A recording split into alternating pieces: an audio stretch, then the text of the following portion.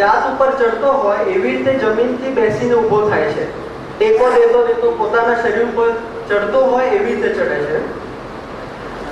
બીજા સામાન્ય બાળકની સરખામણીમાં આ ડ્યુશેન મસ્ક્યુલર ડિસ્ટ્રોફીમાં લગભગ 10 થી 15% આઈક્યુ લેવલ લો હોય છે, જે સામાન્ય જનજીવન જીવવામાં કોઈ જ પ્રોબ્લેમ કરતો નથી.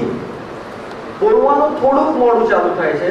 5 થી 6 વર્ષની વચ્ચે આ ક્રિટિકલ પીરિયડ છે કે જ્યારે બાળકની નબળાઈ એટલી બધી વધતી જાય છે કે બાળકનો વિકાસ અટકે છે અને એણે જે બી મેળવેલું છે તે પાછું પડતું જાય છે, વારે ઘડીએ પડવાનું ચાલુ થાય છે. આ બહુ જ અગત્યનો માઇલસ્ટોન છે દવા ચાલુ કરવા માટે. પોતાની જાતે બધી ક્રિયાઓ જેણે મેળવેલી છે તે બધી પાછી ગુમાવતો જાય છે.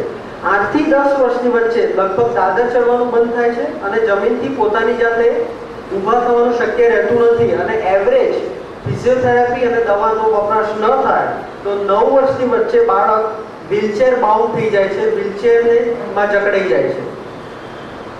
બીજા ટિપિકલ ફીચર્સ હોય છે, પિંડીના સ્નાયુઓ ફૂલે છે અને ફૂલે છે એટલે એટલી હદ સુધી ફૂલે છે કે આપણને એવું લાગે કે આ મસ્ક્યુલર માણસ છે.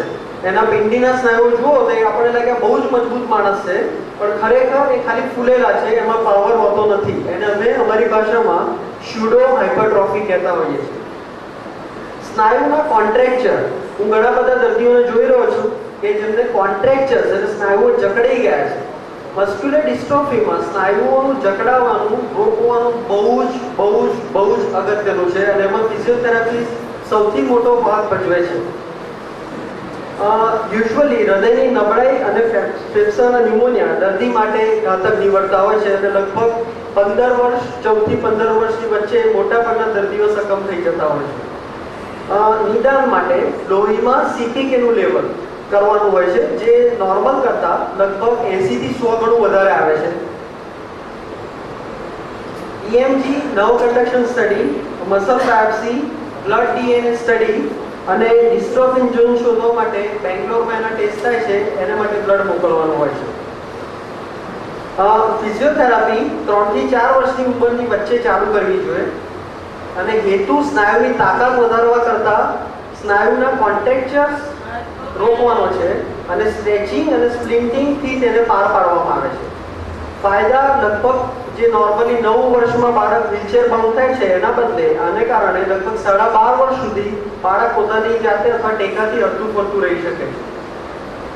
બ્રેસિંગ પ્લાસ્ટિક અથવા મેટલનું યુઝ્યુઅલી ફિઝિયોથેરાપિસ્ટ નક્કી કરતા હોય છે કે જ્યારે ટીચરના સ્નાયુની નબળાઈ આવે ત્યારે બ્રેસિંગ આપવાની જરૂર પડતી હોય છે.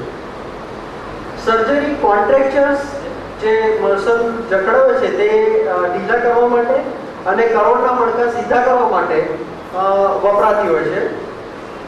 સ્ટીરોઇડની દવાઓ ન્યાયપૂર્ણ ઉપયોગ 5 વર્ષે, જ્યારે પણ સ્ટીરોઇડનું નામ પડે એલોપેથી એટલે બધા જ દર્દીના સગા આજુબાજુના રહેતા લોકોને એવર્ઝન હોય છે કે આ સ્ટીરોઇડનું નામ પડવા તો વધારે આડઅસરો કરશે. એકચ્યુઅલી આ દર્દીઓમાં 5 વર્ષની ઉંમરે આજુબાજુ વાપરવામાં આવે તો લગભગ 2 વર્ષ સુધી આપણે વ્હીલચેરનો વપરાશ ટાળી શકીએ છીએ અને હાથના સ્નાયુનું બળ વધારી શકે છે અને ફેફસાની તકલીફ ઓછી કરી શકે છે. પ્રેગ્નિસોલોન, ડેફ્લાઝાકોડ 8 દિવસે અથવા અઠવાડિયામાં એકવાર લેવાના હોય છે. વિટામિન, કેલ્શિયમ પૂરતા પ્રમાણમાં. વજનનો કાબુ, I would like to stress કે વજનનો કાબુ મસ્ક્યુલર ડિસ્ટ્રોફીમાં બહુ જ અગત્યનો છે. વજનનો કાબુ નહીં રાખવાથી સ્નાયુ સપોઝ 50% કામ કરતું હોય તો એને 25 કિલો વજન ઉચકવાનું હોય, એના બદલે જો 50 કિલો વજન ઉચકવાનું થાય તો તકલીફ પડવાની. એટલા માટે વજનનો કાબુ બહુ જ અગત્યનો અને હંમેશા ડાયટિશિયનની સલાહ લેવી બહુ જ જરૂરી છે. પ્રોટીનનો પૂરતા પ્રમાણમાં ઉપયોગ જરૂરી બને છે. શોધખોળો, નવી જે શોધખોળો થઈ રહી છે, ટાઈમનો અભાવ છે એટલે એને કારણે હું ઝડપી જઈ રહ્યો છું. મોર્ફોલિનોઝ PTC 124 દવાઓ નવી આશાવાદ જગાડ્યો છે અને છેલ્લા સ્ટડી પ્રમાણે મોર્ફોલિનોઝ નામની દવા કદાચ 2010-2011 સુધીમાં માર્કેટમાં આવી શકે અને ડ્યુશેન મસ્ક્યુલર ડિસ્ટ્રોફીને દર્દીઓને ફાયદો થઈ શકે. સ્ટેમ સેલ ટ્રાન્સફર બહુ આશાવાદ જગાડ્યો પણ બહુ નજીવી ફાયદો કર્યો છે અને સામે ખર્ચો પુષ્કળ છે. જીનેટિક એન્જિનિયરિંગ, કદાચ ઇન્ટરનેશનલ જીનેટિક સોસાયટીની પાસે આનો ઉપાય હાથ વેતમાં છે, પણ એને ઇમ્પ્લિકેશન કેવી રીતે એને એપ્લાય કરવું પેશન્ટોમાં તે અત્યારે અવઢવમાં છે અને એને કારણે કદાચ 2-3 વર્ષ કદાચ 5 વર્ષમાં એનું ફાઇનલાઇઝ થઈ જવું જોઈએ. જીનેટિક કાઉન્સિલિંગ દરેક પેરેન્ટ્સને, દરેક વાલીને સતાવતો પ્રશ્ન, મારા એક બાળકને ડ્યુશેન મસ્ક્યુલર ડિસ્ટ્રોફી છે, બીજાને થશે કે નહીં? મારા ઘરમાં ડ્યુશેન મસ્ક્યુલર ડિસ્ટ્રોફી છે, બીજાને થશે કે નહીં? આમાં સૌથી અગત્યનો ઇમ્પોર્ટન્ટ પોઈન્ટ એ માતાનું જીનેટિક ટેસ્ટિંગ. એ જો પોઝિટિવ હોય તો લગભગ 70 થી 80% ચાન્સીસ કે બીજું બાળક પણ ડિસ્ટ્રોફી વાળું જ આવે, અને નેગેટિવ હોય તો 14% ચાન્સ. અને આને તમે ગર્ભ થાય તે દરમિયાન ગર્ભ નિરીક્ષણ કરીને કોરિયોનિક બાયોપ્સીથી નક્કી કરી શકાય કે આ બાળકને ડ્યુશેન મસ્ક્યુલર ડિસ્ટ્રોફી થશે કે નહીં. એ આ વસ્તુ હવે શક્ય છે.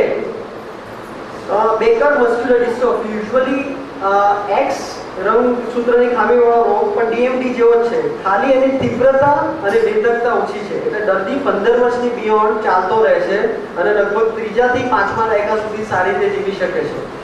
સારવાર અને જીનેટિક કાઉન્સિલિંગ ડ્યુશેન મસ્ક્યુલર ડિસ્ટ્રોફીની જેમ જ છે.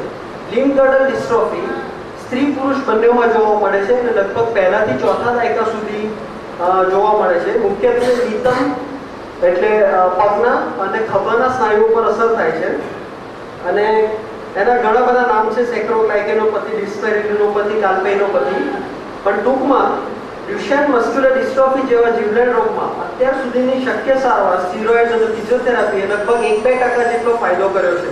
પણ મિત્રો, જીનેટિક એન્જિનિયરિંગ આ રોગને નાથશે એ પણ બહુ દૂર નથી, અને મસ્ક્યુલર ડિસ્ટ્રોફીમાં દર્દીઓ લાંબા સમય સુધી સામાન્ય રીતે હરતા ફરતા રહેશે એ પણ બહુ દૂર નથી. Thank you.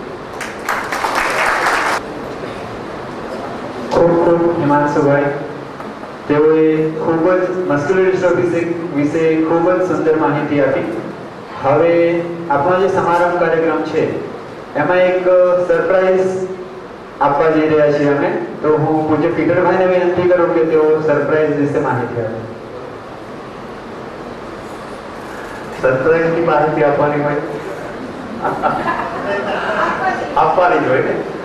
મને ખરેખર ખૂબ આનંદ થાય છે જાહેરાત કરતા.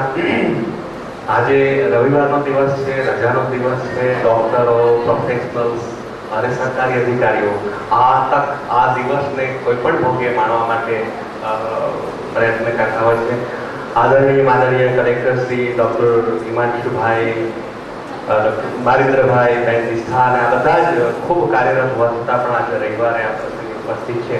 એમને વંદન કરીએ છીએ, એમને આવકાર આનંદ થાય છે. અને ખાસ મારે જે આશ્ચર્યની વાત કરવાની છે, આજે આપણા સમારંભના પ્રમુખ એવા આદરણીય જિલ્લા કલેક્ટર શ્રી R.S. જોશી સાહેબનો 59મો જન્મદિવસ આજે છે.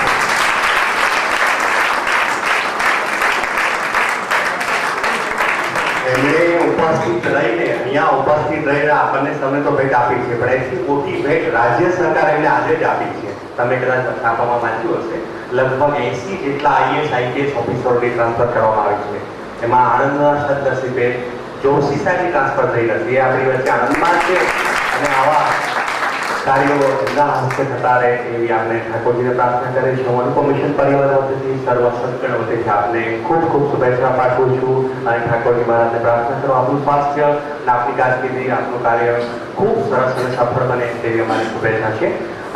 અનુપમ મિશન પારગીતા મંદિરના ઠાકોરજી પ્રસાદી પુષ્પમાળા અમે લાવ્યા છીએ. હું કુલગુરુ અને અનુપમ મિશનના વરિષ્ઠ સંત પરમ પૂજ્ય રસિક કાકાને પ્રાર્થના કરું કે અમારા સૌ વતીથી જોશી સાહેબના માળા પહેરાવીને અમારી શુભેચ્છાઓ પાઠવે છે. ઠાકોરજી અને ગુરુ અને પરમ પૂજ્ય સાહેબના આશીર્વાદ પાઠવે તેવી વિનંતી કરું છું.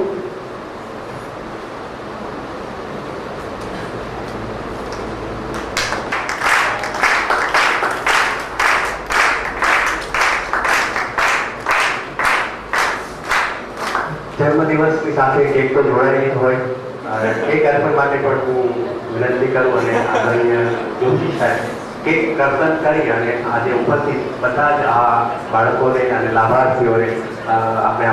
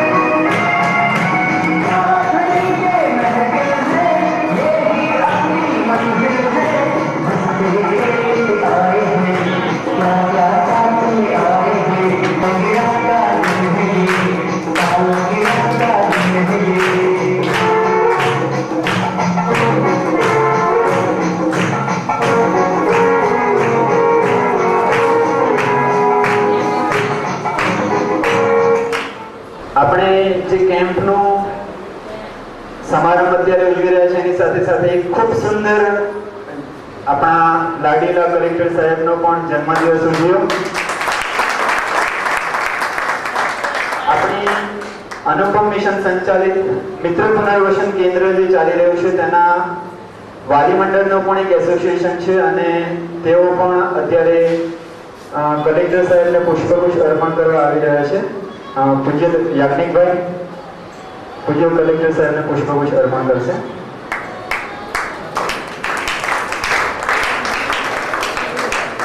ત્યારબાદ પૂજ્ય પ્રવીણભાઈ ડોક્ટર હિમાંશુભાઈને પુષ્પગુચ્છ અર્પણ.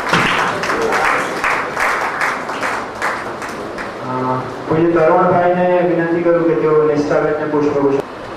હું યાજ્ઞિકભાઈને ફરી વિનંતી કરીશ કે તેઓ આપણી યોગી વિદ્યાપીઠના કુલગુરુ પૂજ્ય રતિકાકાનું પુષ્પગુચ્છ અર્પણ કરે.